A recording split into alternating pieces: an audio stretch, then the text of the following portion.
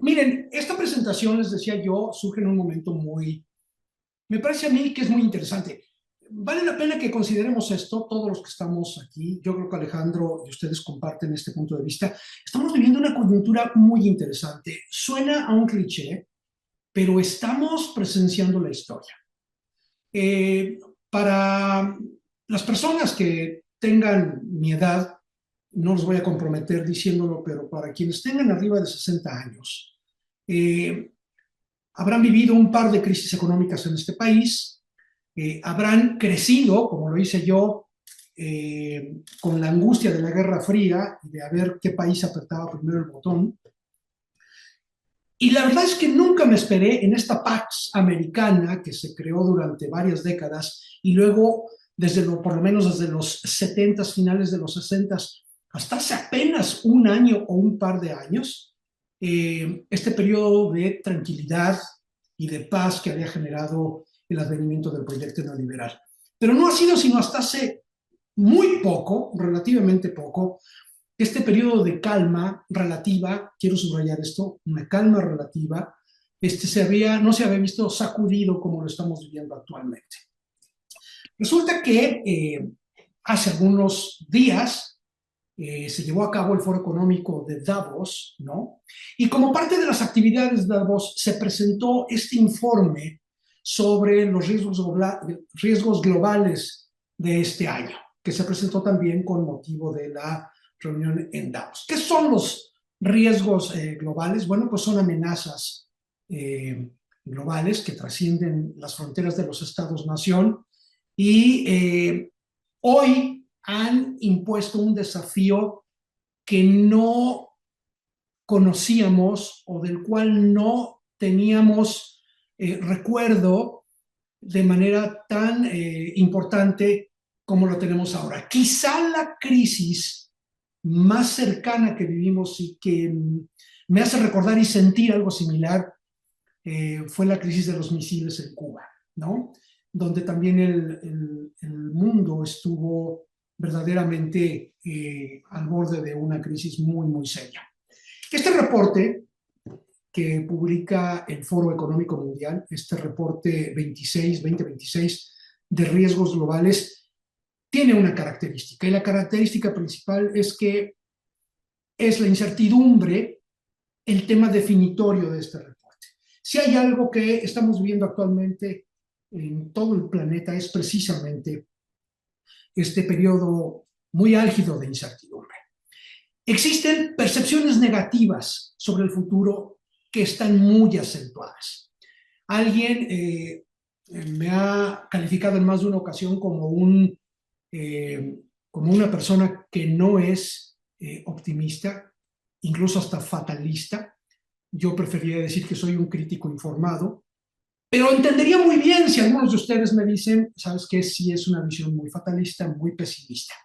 Pero este reporte genera por lo menos 5 riesgos muy importantes. Los divide en riesgos económicos, en riesgos geopolíticos, tecnológicos, climáticos, que me parecen muy interesantes, lo voy a decir más adelante, y sociales, que están siempre presentes, ¿no? ¿Por qué es importante abordar, o por qué me parecía a mí importante que le dedicáramos un poco de tiempo a este informe sobre riesgos globales y que lo analizáramos desde el punto de las políticas públicas? También lo voy a decir adelante, pero lo voy a adelantar un poco, porque va a imponer retos muy interesantes a las políticas públicas. De hecho, la tecnología de gobierno que creció con el proyecto neoliberal a finales de los 50 con Harold Aswell en los Estados Unidos y que después, durante los 60, los 70 y a principios de los 80 en México, nuestro profesor de CIDE, que seguramente también ustedes conocen, Luis Aguilar, generó esta antología de 4 textos sobre políticas públicas. Nos presentaron, por lo menos en el contexto mexicano, toda la teoría de políticas públicas que había surgido con el advenimiento del proyecto neoliberal en los Estados Unidos, en gran parte del mundo, impulsado por Reagan y por Margaret Thatcher, y que finalmente llegó a México, pudiéramos decirlo, por marcarlo de alguna manera, con el inicio de la gestión de Miguel de la Madrid, entonces en México, y con el final de aquella que fue calificada como la última administración de la Revolución de José López Portillo. Pero, esta tecnología de gobierno habrá que cuestionarla de cara a los riesgos globales que estamos enfrentando. No puede ser de otra manera. Y les voy a ir explicando poco a poco por qué. Este reporte del Foro Económico, les decía, divide entonces los principales riesgos y vale la pena mencionar que estos riesgos son el resultado de una consulta que hace este panel de expertos a especialistas internacionales en diferentes campos y les preguntan cuáles son los que ellos creen los riesgos más importantes que va a enfrentar. Y esto es interesante, en un horizonte temporal de 2 años y luego en un horizonte temporal de 10 años. Y el resultado es lo que tienen ustedes aquí enfrente. Se identifican riesgos económicos, riesgos geopolíticos, riesgos tecnológicos, riesgos sociales y riesgos climáticos. Económicos, crisis financieras, crisis económicas, peligros de desestabilización de economías que afecten el comercio, lo estamos viviendo, que afecten el empleo, lo hemos visto a lo largo de muchos años. La inflación, tan cuidada en México, pudiera tener efectos o comportamientos extraños pronto, y volatilidad en general de la economía. ¿Cuáles son los 2 principales riesgos que se derivan de este reporte? Los geopolíticos. El riesgo más severo en la coyuntura actual es los enfrentamientos geopolíticos. Estamos frente a un franco retroceso del multilateralismo y con la posibilidad cada vez más creciente de conflictos armados que realmente son aspectos preocupantes. Un tercer aspecto son los riesgos tecnológicos, amenazas directas de tipo cibernético que pudieran afectar la infraestructura, el funcionamiento de la infraestructura. Vean lo que pasó hace como 6-7 meses en España, un apagón que dejó a todo el país sin energía eléctrica.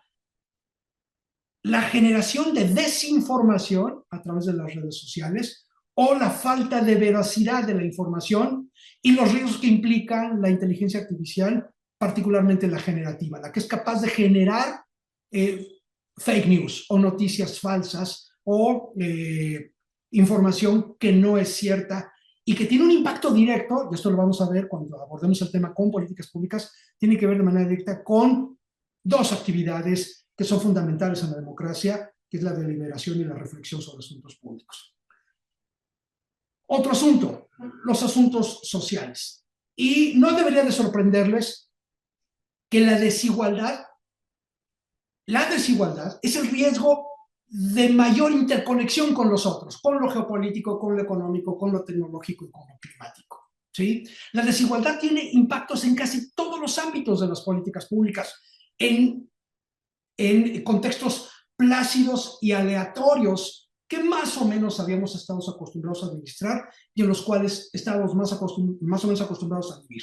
Pero la desigualdad viene imponiendo desde hace ya décadas un serio problema para las políticas públicas. Lo puso más que en la mesa del debate hace unos 10 años Piketty, cuando saca su texto del Capital del siglo XXI y pone nuevamente, y digo nuevamente porque sería injusto decir que nadie había hablado de la desigualdad antes de Piketty, es un tema constante, pero Piketty tuvo el acierto de haber puesto el dedo en la llaga nuevamente y de traer el tema de la discusión nuevamente a la mesa del debate público para que ocupara un lugar mucho más importante que el que tradicionalmente se le había dado en la agenda global y en la agenda de nuestros países. Entonces, tenemos estos 5 categorías de riesgo. Quiero que le pongan atención a esta gráfica que están viendo en su pantalla. Viene en el reporte. En la transparencia de la imagen anterior les ponía la fuente del reporte, pero si les interesa, al final les puedo dar el vínculo específico para que lo lean con mucho mayor detenimiento. Pero quiero que vean esta gráfica porque es bien interesante. Pongan atención primero en las barras de color naranja, que son los riesgos geopolíticos. El primer riesgo, los 2 primeros ocupan un poquito más de casi un tercio de todas las preocupaciones de las personas que fueron consultadas para esto.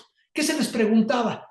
Se les preguntaba, por favor seleccione un riesgo que usted crea que es muy probable que se presente en una crisis material o global a gran escala en el 26. Y miren, un 18% dijo que había el riesgo de una confrontación geoeconómica y luego un 14% creía que un conflicto armado entre los estados tenía una posibilidad de un 14%. Si ustedes más abajo le suman los peligros de armas biológicas, químicas o nucleares, con un 1%, y en el antepenúltimo lugar, la violencia entre los estados. Si sumamos todo esto, un poquito más de un tercio de todas las preocupaciones globales tienen que ver con conflicto geopolítico, con conflictos armados e incluso con el uso de armas biológicas, químicas o nucleares. Es realmente preocupante lo que estamos viviendo, muy preocupante. Vean ahora, en la misma gráfica, las barras de color rojo. Está en cuarto lugar la polarización social. ¿Les suena? Recuerdo que hace unos meses, antes de que fuera presidenta, la presidenta Sheinbaum, en esta gira vino a Campeche, me tocó hacerle una entrevista, hacerle una pregunta, y le pregunté cómo iba a atender el problema de una sociedad tan polarizada como la mexicana. Ella andaba en campaña, todavía no era presidenta, pero evidentemente la polarización social ya tiene un rato. Me contestó un poco enfadada u ofendida, porque me dijo que ellos, refiriéndose a Morena y su partido, no habían sido los que habían generado la polarización social en México. Obviamente le dije, no le estoy echando la culpa, le estoy diciendo que va a heredar un problema. ¿Cómo lo va a resolver? Más allá de quien lo haya creado, usted va a tener que lidiar con ese problema. En fin, no salió de ahí, pero pon la atención en las barras rojas. Estamos hablando de polarización social, de erosión de los derechos humanos y de las libertades cívicas. Un poquito más abajo, con un 3%, la desigualdad. Abajo de la desigualdad, la falta de oportunidades económicas o de desempleo. Más abajo, un declive en la salud y en el bienestar, digamos. Y luego, la migración involuntaria o el desplazamiento. Más abajo, infraestructura pública insuficiente y también insuficiencia de protección social e enfermedades infecciosas. También sumen todas las barras rojas y también tenemos entonces entre lo geopolítico y lo societal, ya tenemos un panorama bastante complejo. Ya no digamos los temas separados por sí mismos. Si ustedes son estudiosos de las políticas públicas o están interesados en estudiar política pública, han de saber lo complejo que es resolver un problema, lo complejo que es identificar un problema, lo complejo que es definir adecuadamente el problema, porque sabemos que si no hacemos un adecuado diagnóstico, no vamos a tener un diseño de una política adecuada. Y suponiendo que hubiéramos encontrado la relación causal apropiada en la definición del problema y que hubiéramos saltado el problema de la definición política del problema, luego vendría el diseño de la política, con qué herramientas, luego la implementación, por si todo eso fuera poco, la implementación de la política y luego la evaluación de la política. Para mí era importante que vieran todos estos problemas, porque ya de entrada resolver cada uno de estos problemas por separado es muy complicado, muy complicado para quienes tenemos alguna experiencia, tanto en el diseño como en el estudio de políticas públicas. Es muy complicado. Bueno, las cosas son muy complicadas cuando se ven por separado, pero la cosa se complica aún más cuando entendemos que los problemas no se presentan solos, sino que existe entre la desigualdad, entre el desarrollo económico, entre la información y la desinformación, entre la violencia, entre la salud, entre la educación. Existen dos situaciones, que es la interdependencia y la interconexión. Es decir, los problemas ya no se pueden resolver de manera aislada. Vean a la derecha esta gráfica, que también viene en el reporte. Ahí vienen los nodos, que son los círculos de colores, rojo eran los societales, azul es económico, naranja lo geoeconómico, la confrontación geoeconómica, en lila o morado lo tecnológico, y lo verde, que insisto, voy a regresar a eso más adelante, lo que tiene que ver con el clima, ¿no? O con el desarrollo del medio ambiente. Entonces, los pequeños círculos son los nodos, estos problemas, y luego vean todas las interacciones que tienen entre ellos. Tomemos nada más, por ejemplo, la desigualdad y la confrontación geoeconómica. También, si se dan cuenta, algunas rayas son más gruesas y oscuras que otras. Eso quiere decir la relativa influencia que tiene uno de los nodos sobre otro de los nodos. Pero si ya era de por sí complicado tratar de resolver problemas de salud exclusivamente, o de educación exclusivamente, o de desarrollo de vivienda exclusivamente, o de derechos humanos exclusivamente, imagínense lo que implicará en términos de política pública o de políticas públicas, así en plural, si comprendemos y aceptamos que los problemas son interdependientes y están interconectados. Es claro que tener un problema de combate a la pobreza no solo tiene que ver con una redistribución del ingreso, no solo tiene que ver. Hace unas semanas leía que México es la primera ocasión en la historia, así lo leía, no desconozco si sea cierto, no ahondé más, pero decía que por primera vez en la historia México tenía más clase media que población en pobreza. Y claro, tiene cierta lógica porque todas las transferencias a través de programas sociales han incrementado la distribución del ingreso. Y claro, si medimos la pobreza en términos de distribución del ingreso, pues entonces evaluamos cómo nos ha ido en ese problema a partir de eso. Fíjense otra vez, este es un tema de política pública. En políticas públicas, lo debe de saber muy bien Alejandro, decimos quien define es quien decide. Claro, como defines el problema, es como lo vas a tratar de atracar en términos de diseño de la política, luego de la implementación y luego de la evaluación. Solo que si nosotros definiéramos el problema de la pobreza no exclusivamente como un problema de distribución del ingreso, sino como un problema de acceso a oportunidades de salud, de educación y de vivienda, estaríamos en un problema al momento de evaluar. Porque quizá pudiéramos tener una buena distribución del ingreso, whatever that means, con buena, pero ese pequeño incremento en el ingreso de las familias tendría que gastarlo en una mejor educación y en sistema de salud y en medicamentos que están no tan bien como el sistema de la distribución del ingreso. La cuestión, pues, es que los problemas ahora, les decía yo, son más interdependientes y están interconectados. Y por si fuera esto no suficiente, el problema es que ahora los problemas han rebasado las fronteras de los estados-nación y de las soberanías nacionales. El problema de la producción y tráfico de estupefacientes ya no es un problema exclusivamente de México, ya no es un problema exclusivamente de Colombia, o ya no es un problema exclusivamente de un estado-nación, son problemas que han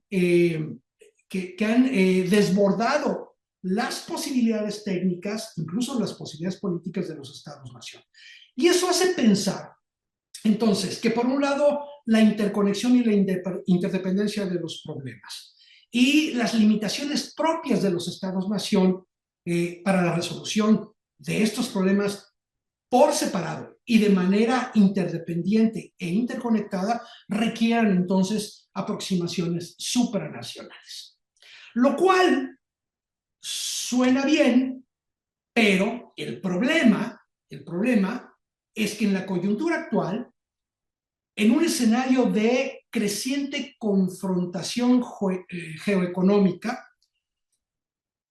los mecanismos multilaterales y los mecanismos más generales de coordinación y de cooperación entre los países se han dificultado. La confrontación geoeconómica, que decíamos, que comentábamos, de acuerdo al reporte, es el más grande de los riesgos. Y por otro lado, el ascenso de los nacionalismos que estamos viendo que surgen por todas partes, pues están complicando una aproximación supranacional o internacional de cooperación para atender problemas globales, ya no solo nacionales, sino problemas globales. Los riesgos globales, estos que estamos viendo, ya influyen directamente o van a influir en las agendas de gobierno de todos los países y de los organismos internacionales. Y vamos a tener, y aquí viene quizá una de las primeras llamadas de atención sobre políticas públicas, vamos a tener que abordar una reflexión seria de qué tipo de políticas públicas vamos a necesitar para enfrentar estos problemas. Y una pregunta incluso más interesante, me parece a mí. ¿Vamos a necesitar políticas públicas en el sentido estricto del término? Ahorita voy a aclarar por qué quiero decir esto. Bueno, nada más ahí, déjenme quizá regresar a esto. El primer ministro canadiense, en su participación en el Foro Económico de Davos, dio uno de los discursos, alzó la mano y se ha convertido en un tipo que bien pudiera liderar a muchos países, incluidos los europeos, por supuesto, a pesar de que él está en Canadá, bueno, pero pertenece al Commonwealth británico, pero es un tipo que le ha hecho frente, por lo menos de manera discursiva, y en sus recientes convenios firmados con China, le está haciendo de frente al bravucón que tenemos, al bully que tenemos de vecino del norte, ¿no? Es interesante porque el llamado de McCartney es precisamente avanzar en procesos de cooperación cuando estamos viendo que los procesos de cooperación están desapareciendo. Entonces, en un entorno turbulento, con muchos riesgos, donde no parecen existir incentivos para la cooperación, nos obligan a pensar no solo en cómo atender esos problemas, sino lo más importante para esta charla para mí, nos obliga a pensar en novedosas formas de resolver problemas públicos, incluso quizá en una nueva tecnología de gobierno más allá de las políticas públicas, o en una nueva tecnología de gobierno a través de políticas públicas, pero 2.0, en un contexto no plácido, aleatorio, sino en un contexto muy turbulento. ¿Y por qué? ¿Por qué digo que deberíamos pensar quizá en novedosas formas de resolver problemas públicos? No solo de resolverlos, de abordarlos, de definirlos, de concebir problemas públicos para después tratar de definir el problema y diseñar políticas públicas que los intenten solucionar. Pero ¿por qué estoy diciendo esto?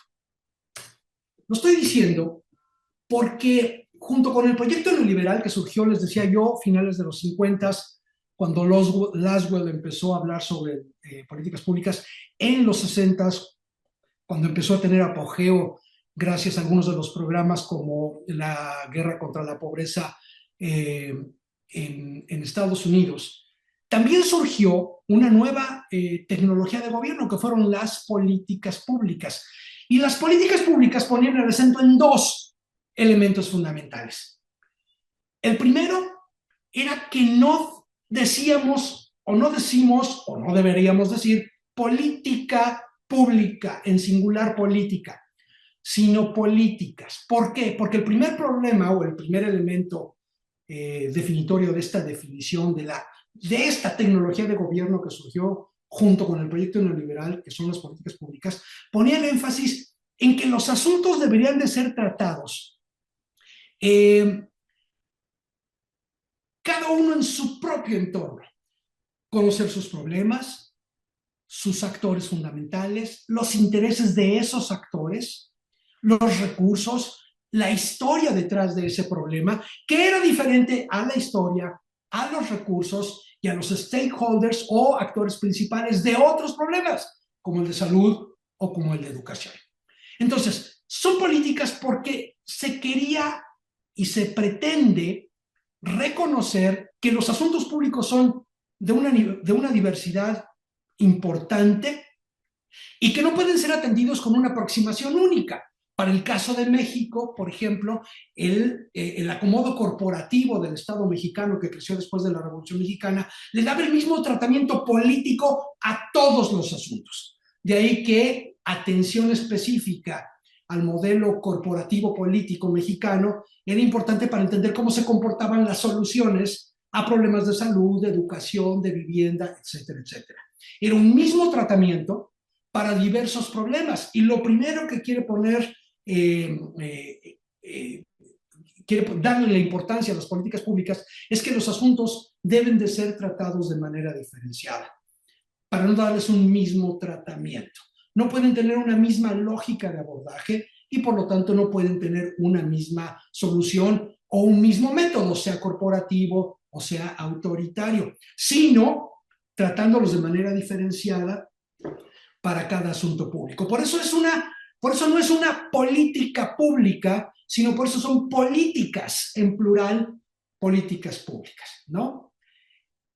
Luis Aguilar, precisamente, este profesor de quien yo les hablo, dice que la naturaleza política de las políticas es que no es un proceso unidireccional que viene desde el gobierno a la sociedad y que no se restringe a un acto administrativo exclusivamente, que estén destinados a resolver problemas públicos, sino que tiene que ver la negociación, la deliberación y, cómo no, también enfrentar el conflicto de diversos actores para lograr gobernanza y legitimidad, no gobernabilidad, sino gobernanza. Ese es el primer elemento de las políticas.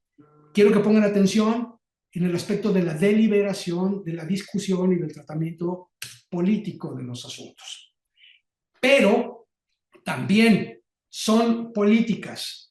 ¿Qué hace todo esto? Son políticas, permítanme. Son políticas públicas, que es el segundo carácter, son públicas por el carácter democrático que tienen, es decir, porque son producto de la deliberación y de la participación democrática. ¿Por qué son públicas? Pues porque incorporan, o por lo menos debieran incorporar, a través de los mecanismos de representación que nos hemos dado, la deliberación, el consenso, para la discusión de los asuntos, para la definición de los problemas e incluso también para el diseño de las políticas, y como lo vimos, por ejemplo, ya en México, en la administración de Salinas, incluso en la puesta en marcha, en la implementación y en la evaluación de políticas. Hay muchos programas como este, pero el que más se me viene a la memoria es el Programa Nacional de Solidaridad, que incluía la participación pública de los ciudadanos en la definición, en la implementación e incluso en la evaluación de sus propios problemas, ¿no? Entonces, nuevamente, nuestro profesor del CIDE, Aguilar, Luis Aguilar, decía, no solo es gubernamental, ¿no? El gobierno decide la política que se conforma por la interacción de actores extragubernamentales, haciéndolas públicas y no simplemente una política del Estado. No es este ejercicio top-down o autoritario, de arriba a abajo, que dice cómo deben ser las cosas.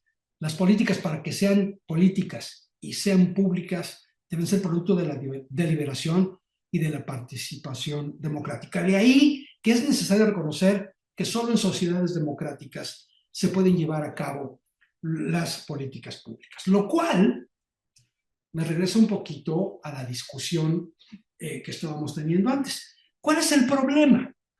Si tenemos que abordar los asuntos públicos en su especificidad y a través de la deliberación, del consenso, de la participación democrática, ¿cuál es el problema en la coyuntura actual con los riesgos que estamos enfrentando?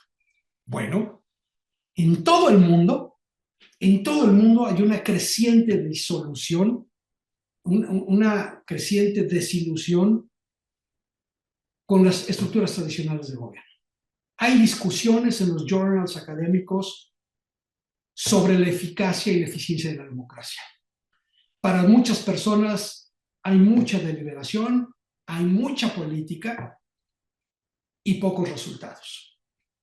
Los populismos de izquierda y de derecha también, y los gobiernos autoritarios de derecha, cada vez se ven más reacios, por lo menos en el discurso, a endosar los ejercicios democráticos para las tomas de decisiones. Y esto está generando en la ciudadanía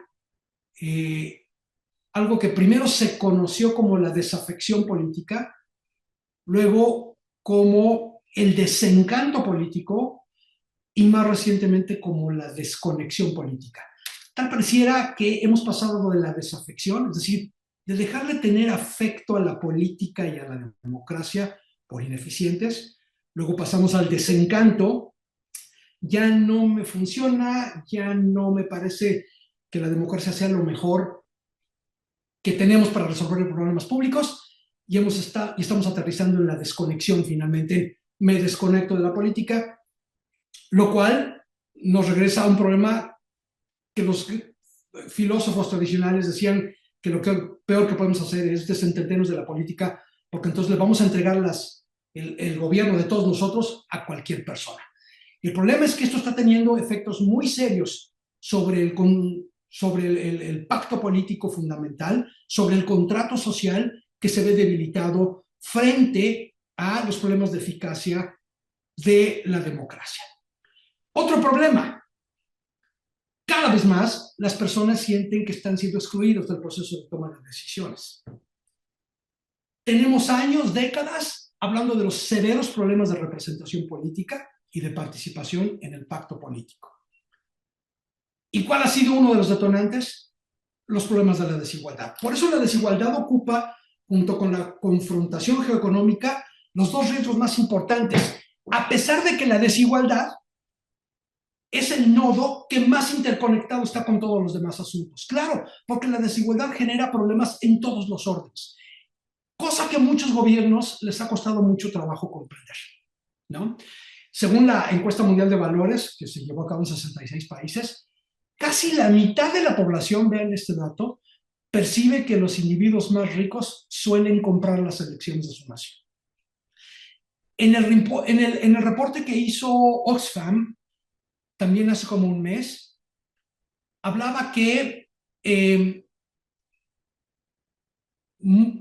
creo que 600 personas en el planeta tienen la riqueza equivalente a 4,000 millones de personas en el mundo. Esas son las cifras de la desigualdad, por un lado. Y por otro lado, ese es el reto que tendría que enfrentar personas como nosotros, como ustedes, que nos interesan las políticas públicas. ¿Qué vamos a hacer, por ejemplo, con problemas de desafección, descontento o desinterés política?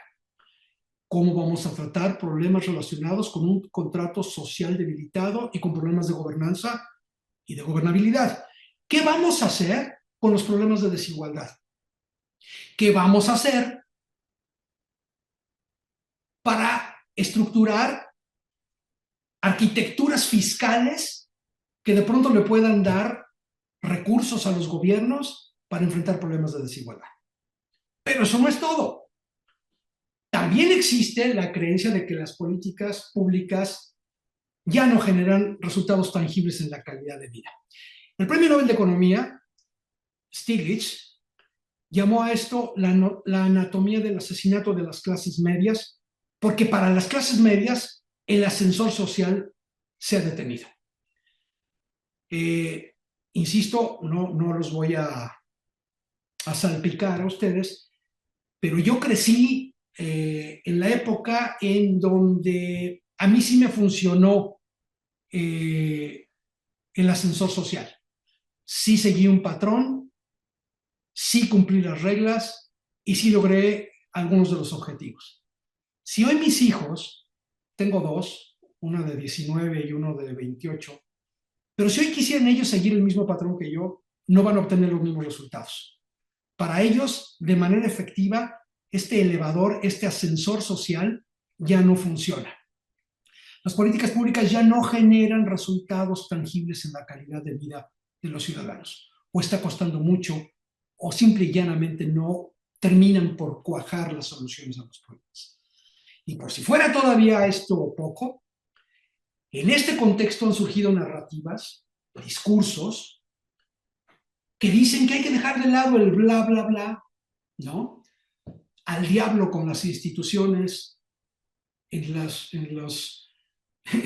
ciertas realidades, y en otras se repite el discurso de la misma manera, donde surgen estas narrativas que dicen que es necesario dejar de lado tanta palabrería, tantas consideraciones, es necesario dejar de lado la deliberación pública, es decir, la política en el sentido estricto, y que necesitamos no solo métodos de gobierno, sino líderes que ayuden a resolver problemas de manera eficaz e inmediata, incluso si ello implica coqueteos autoritarios.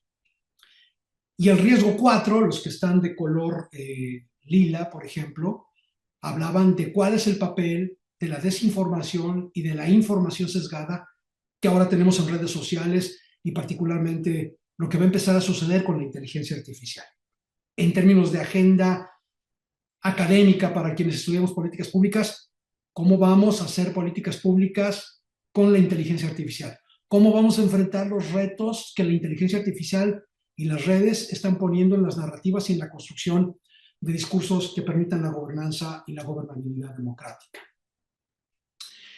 Entonces, se complica en este entorno el carácter democrático de las políticas públicas en todas sus fases, y los pongo fases ahí entre comillas, porque también existe una sobresimplificación al comprender que las políticas públicas es un ciclo de fases, y ya en una discusión más profunda que seguramente han visto en sus clases en el instituto, o los que estén interesados en participar en la maestría, créanme que es una discusión muy interesante, van a darse cuenta que no existen tales fases, pero evidentemente el carácter democrático de las políticas públicas se enfrenta a muchas más preguntas que respuestas.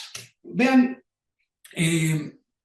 regresemos a esta pregunta del reporte global sobre riesgos 2026. Aquí se les preguntaba, le preguntaban a los participantes, por favor estime el impacto probable en términos de severidad de los siguientes riesgos en un periodo de 2 años y de 10 años. En la columna de la izquierda tienen ustedes los riesgos que se percibieron en 2 años. Nuevamente la confrontación geoeconómica está en el primer lugar. Miren en segundo lugar qué aparece. La información equivocada o de plano la desinformación. En tercer lugar, la polarización social. Y quiero que le pongan atención al número 4 y al número 9, que tiene que ver con eventos extremos climáticos y a la contaminación. Ahora vean lo que pasa en la columna de la derecha, en la percepción a 10 años. ¿Qué es lo que ocupa los primeros 3 lugares? Eventos climáticos extremos, pérdida de biodiversidad y el colapso de algunos ecosistemas, y cambio crítico en los sistemas terrestres. Entran 2, color morado, que es la desinformación y la información sesgada, y los resultados adversos de las tecnologías de información, pero otra vez en el 6 aparecen, en el 6 y en el 10 aparecen otros 2 eventos de color verde o eventos que están relacionados con el medio ambiente.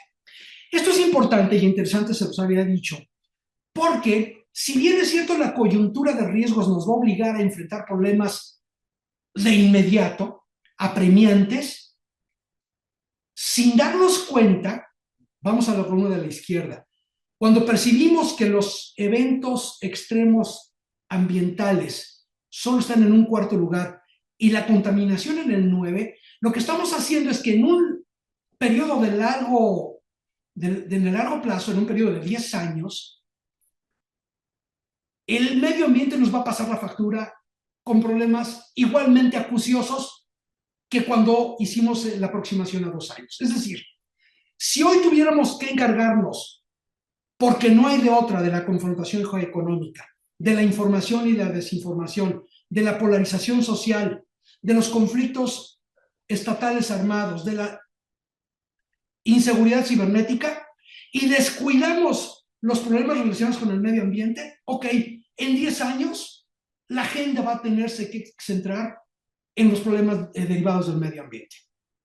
Vean entonces cómo la definición de la agenda en términos de política pública tiene una impronta en el corto plazo, pero luego tiene otra modalidad totalmente diferente dentro de 10 años o en el largo plazo. Ese es otro de los retos a los cuales se van a enfrentar las políticas públicas o cualquier tecnología de gobierno que se nos presente.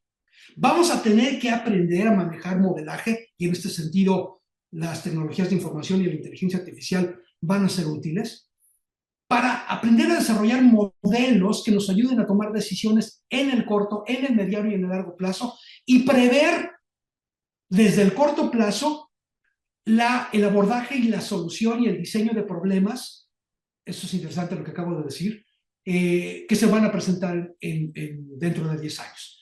Dije la definición, el abordaje y el diseño de problemas, no dije de soluciones. Recuerden que en políticas públicas nosotros no diseñamos soluciones. Los que estudiamos políticas públicas diseñamos problemas, es decir, problemas que puedan ser resueltos. Nosotros no decimos vamos a resolver la pobreza, vamos a desmenuzar la pobreza en algunas de sus variables y vamos a tratar de atacar los problemas que impactan en la pobreza con los recursos humanos, financieros, materiales y de tiempo que tenemos para tratar de resolver un problema. Por eso en políticas públicas decimos que no resolvemos problemas. Nosotros generamos problemas que sean resolubles con las restricciones de tiempo, de recursos, de todo tipo, para tratar de darle solución a algunos de estos problemas. Entonces, los riesgos globales 2026 ya de entrada imponen un reto en la agenda pública. Pero la agenda futura, la agenda pública futura de cara a los riesgos, va a tenerse que enfrentar con estos asuntos, con confrontación geoeconómica. Vayan ustedes haciendo el esfuerzo de preguntarse en términos de política pública, ¿qué tipo de políticas tendremos que generar en caso de confrontación geoeconómica? ¿Qué tipos de políticas vamos a tener que generar en caso de conflictos armados estatales?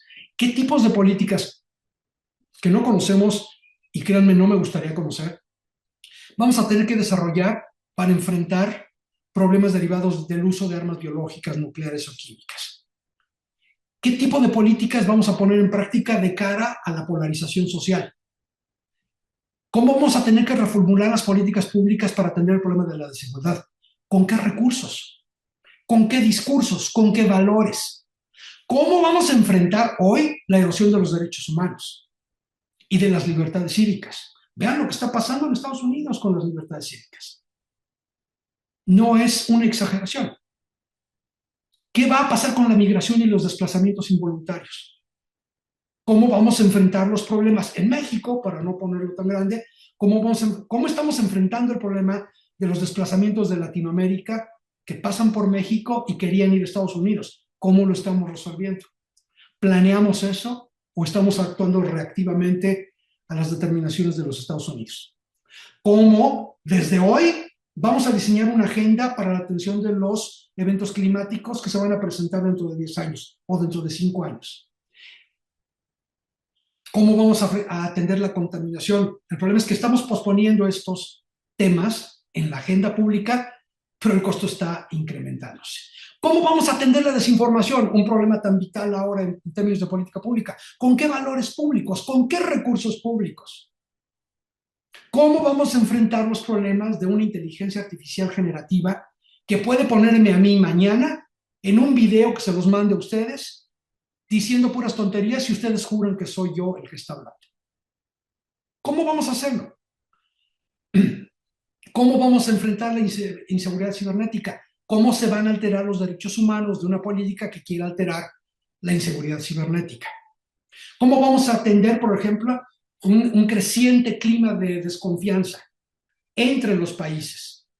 ¿Cómo vamos a atender los problemas de transparencia? Por ejemplo, ¿cómo lo estamos haciendo hoy con la desaparición de organismos que estaban encargados de brindar transparencia y rendición de cuentas a los servidores públicos? ¿Cómo vamos a enfrentar y qué tipo de políticas vamos a poner en México de cara al proteccionismo de los otros países cuando tenemos por lo menos 60 o 70 años de políticas neoliberales y de apertura al comercio, ¿no? ¿Cómo vamos a manejar los incrementos en los niveles de conflicto al interior del país y entre los países? Ese es el tamaño de la agenda pública que nos espera a quienes estudiamos políticas públicas. Por un lado, en términos académicos, es fascinante el trabajo que tenemos enfrente cuando pensábamos que muchas cosas ya estaban escritas y estudiadas. Pero se está abriendo toda una agenda de temas y de asuntos que bien a bien no sabemos cómo lo vamos a enfrentar. ¿Cuáles son algunas de las amenazas y de las oportunidades? Permítanme, no sé por qué no apareció esta última gráfica, pero bueno, se las debo. ¿Cuáles son algunas de las amenazas y oportunidades? Primero, no podemos anticipar el futuro. Nosotros somos científicos sociales, no somos adivinos. Se agradecen los trabajos como el reporte de riesgos 2026 del Foro Económico Mundial. Son aproximaciones, ciertamente, pero si hay algo con lo que tenemos que lidiar es con la incertidumbre. Lo que sí es seguro es que el futuro ya está muy lejos de ser lo que pensábamos que iba a ser, ¿no? Recuerden, este ejercicio es especulativo. Sin embargo, es importante que generemos políticas de corto y largo plazo y de probarlas. Y cuando digo probarlas, recuerden que las políticas públicas son un ejercicio de concreción progresiva, de ensayo y error y de aproximaciones sucesivas. Es decir, ninguna política funciona a la primera, siempre hay que hacer ajustes. Esa es el dictum de las políticas públicas, ¿no? Y sobre todo en escenarios de alto riesgo. Pero además, teniendo siempre en cuenta los costos fiscales que ello va a implicar, porque para todo se necesitan recursos. Hay una discusión que a mí me parece central. Si hay algo que estamos discutiendo en el fondo de esta coyuntura de alto riesgo y turbulenta, son los valores que están detrás de todas las políticas públicas. Vamos a tener que poner atención a cuáles eran aquellos supuestos originales que dieron paso al modelo de las políticas públicas y que hoy están en crisis. Ya no parecen ser del todo válidos. Avanzamos mucho para avanzar de la gobernabilidad a la gobernanza y hoy tal pareciera que la gobernanza no es una preocupación de muchos gobiernos. Y esta es una oportunidad particularmente interesante e importante para todos los que estamos en esta discusión, para todos los que quieren estudiar políticas públicas, para todos los que están estudiando políticas públicas. Y es que va a ser una responsabilidad de los gobiernos y de nosotros, de los diseñadores de políticas públicas, estar muy bien preparados para enfrentar este contexto turbulento y diseñar nuevas tecnologías de gobierno. Por ejemplo, y no solo en el abordaje de los problemas, sino en su abordaje, en la definición del problema, en el diseño de la política, en la implementación y en la evaluación de todas las intervenciones públicas. Y ahí habrá que, y yo creo que el Instituto Ortega y Gasset, y particularmente la maestría que dirige Alejandro, estoy seguro que ya hacen esfuerzos para hablar sobre las políticas públicas del comportamiento, para hablar sobre las neurociencias y la política pública, para hablar de la inteligencia artificial y las políticas públicas y el desarrollo de modelos. Es decir, hay muchos avances científicos que vamos a tener que atraer al campo de las políticas públicas para tratar de resolver y de definir estos problemas con mayor precisión. Y qué bueno que lo pudieran hacer en el marco de la maestría que conduce Alejandro en el Instituto Ortega y Gasset. Y hay una consideración que usualmente pasamos por alto y que creo que ahora está en el ambiente de toda esta coyuntura tan turbulenta. Y es que cuando hablamos de políticas públicas, también hablamos de poder político. Recuerden que una de las definiciones de política pública es quién obtiene qué y a cambio de qué y cuándo. O como lo dijo un ex canciller mexicano hace algunos años, que él decía que el presupuesto y las políticas públicas eran como una cobija, ¿no? Como un cobertor que cubría a todos los que estaban abajo. Pero que si uno de ellos jalaba un poquito más el cobertor hacia un lado, se iba a destapar el otro. Las políticas públicas en el contexto actual funcionan más o menos así. ¿Por qué? Por un principio de economía fundamental, que es el principio de escasez. A no ser que resolvamos el acucioso problema de los severos déficits públicos, no vamos a encontrar otra forma de atender a todos los que están debajo del cobertor, sino cubriendo a unos y destapando a otros. Y mientras eso no sucede, la pregunta es, ¿quién logra jalar la mayor porción del cobertor los que mayor poder político tienen. Entonces, es necesario también regresar a aquella discusión académica que Alejandro seguramente recuerda, en esta dicotomía política y administración. No, yo me voy a dedicar a la administración pública y yo me voy a dedicar a la política. Hoy, más que nunca, las políticas públicas y los asuntos públicos tienen que ver con la estructura de poder político de todas las naciones. Hay que poner atención no solo en las neurociencias, no solo en la inteligencia artificial, no solo en las Behavioral Public Policy o el BPP o en los nuevos modelos, no, hay que poner también una atención y discutir cada vez más los temas relativos a la ciencia política y al poder, a la vigencia del pacto político y a discutir el poder político por sí mismo para entender lo que va a pasar o lo que podría pasar con las políticas públicas. ¿Cuáles serían algunas reflexiones finales, unas amenazas y oportunidades? Primero, las políticas públicas lo seguirán siendo o se convertirán solo en intervenciones gubernamentales. Es decir, vamos a despojar del carácter democrático a las políticas públicas. ¿Cómo se va a modificar, por ejemplo, la definición de los asuntos públicos? ¿Quién los va a definir? ¿Los vamos a definir en reflexiones y en discusiones públicas? ¿O alguien, el experto, un Stephen Miller, va a llegar a decirnos qué es lo que se tiene que hacer? ¿Cómo vamos a definir la agenda pública y la agenda de gobierno? ¿Se va a forzar la acción unidireccional del Estado o van a existir espacios para la deliberación pública? ¿Qué va a haber o qué hay de la rendición de cuentas y de la transparencia? Si el contexto parece definir lo que es importante, entonces, como lo que urge, vamos a dejar en segundo plano la deliberación pública, el carácter democrático de las políticas, y lo vamos a cambiar por la eficacia. Esta es otra palabra que también está asociada al descrédito de la democracia, la falta de eficacia. Tendremos que buscar novedosas formas de participación pública para la toma de decisiones. ¿Qué asuntos van a ocupar la atención del Estado? ¿Cuáles serán las prioridades en el corto y en el mediano plazo y en el largo plazo? ¿Cuáles serán los costos, por ejemplo, ya lo decía, de dejar de lado por hoy el medio ambiente y atender, digamos, los problemas urgentes de desigualdad o de seguridad pública? ¿Cómo se van a hacer las políticas? ¿Cuál será su razón y su cálculo? ¿Cómo se van a tomar decisiones públicas en contextos no plácidos, aleatorios, sino turbulentos? Si conocen ustedes la lectura de Graham Allison sobre la crisis de los misiles de Cuba, van a leer por lo menos 3 modelos de toma de decisiones que son muy interesantes y que quizá nos pudieran dar una pista. Por cierto, esa lectura es de los años 50, 60, si no me equivoco, pero no se sientan desilusionados por esto. Les paso un tip. Si quieren encontrar respuestas a lo que está pasando, regresen a los textos clásicos. Y si les da tiempo y ánimo, regresen a los textos clásicos de filosofía para que entiendan muchas de las cosas que están sucediendo hoy.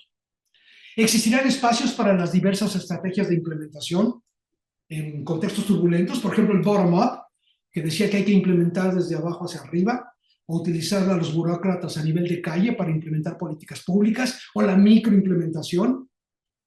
¿Caben estos espacios y caben estas discusiones en contextos autoritarios y no democráticos? En fin, todas estas me parece a mí que son oportunidades para los que estamos interesados en políticas públicas, son desafíos para que logremos imaginar estructuras colaborativas en contextos donde la cooperación está desapareciendo y el funcionamiento democrático está en descrédito.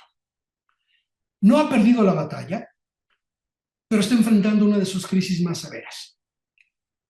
Todas estas pueden ser oportunidades para todos los que estudian políticas públicas y ojalá, y estoy seguro, ustedes van a encontrar orientación, capacitación de altísimo nivel en instituciones que se dedican a la reflexión, a la enseñanza y a la discusión pública de estos asuntos, como es, por supuesto, el Instituto Ortega y Gasset y particularmente la maestría en políticas públicas que conduce el doctor Herrera Macías.